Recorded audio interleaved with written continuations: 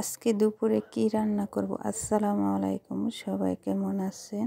তো মাছ দিয়ে কবি আর আলু দিয়ে রান্না করব, আর সাথে আছে বাঁধাকপি ভাজি।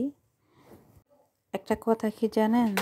মায়ের খেদমত করা কখন ফরজ, কখনো মুস্তাহাব, কখনো ওয়াজিব, কিন্তু স্ত্রীর খেদমত করা স্বামীর জন্য সবসময় ফরজ। কেননা মায়ের অনেক সন্তান থাকে, কিন্তু স্ত্রীর কেবলমাত্র একজনই থাকে।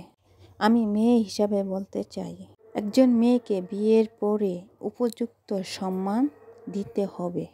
এই মেয়ে কারো মা, কারো স্ত্রী, কারো মেয়ে, কারো বোন। যেমন মায়ের সাথে ভালো আচরণ করা ফরজ, তেমন স্ত্রীর সাথেও ভালো আচরণ করা ফরজ।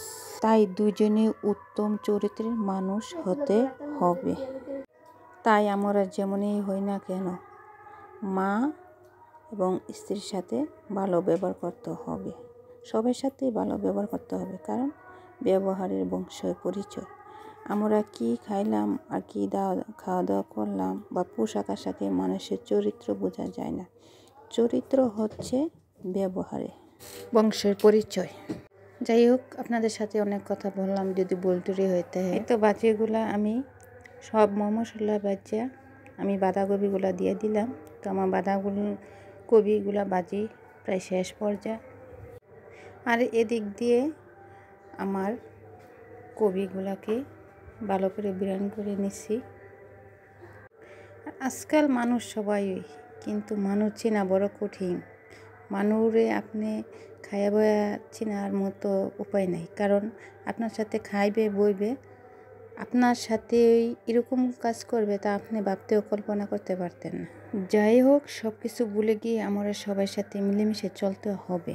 এই তো এদিকে আমার কপিগুলো ভাজা শেষ, আর এদিকে আমি মশলাগুলো দিয়ে বুনা করে নিলাম আর টমেটোগুলো দিয়ে দিলাম। আর আমার রান্নাটা কেমন হলো সবাই কমেন্টে জানাবেন। ইউটিউবেতে দেখলে সবাই সাবস্ক্রাইব করবেন, আর ফেসবুকে যে যারা দেখেন তারা কমেন্টে জানাবেন। তবে সবাই সম্পর্কই বজায় থাকুক, শেষ ভালো যার সব ভালো তার। কপি তরকারি তো আমার অনেক পছন্দ, আমার কাছে খুবই ভালো লাগে। আর রান্নার যদি ভালো হয় তাহলে খাওয়া দাওয়া করতে অনেক ভালো লাগে। তবে তরকারি যাই হোক, রান্নার যদি ভালো হয় তাহলে আপনি পেট ভরে এক প্লেট ভাত খাইতে পারবেন।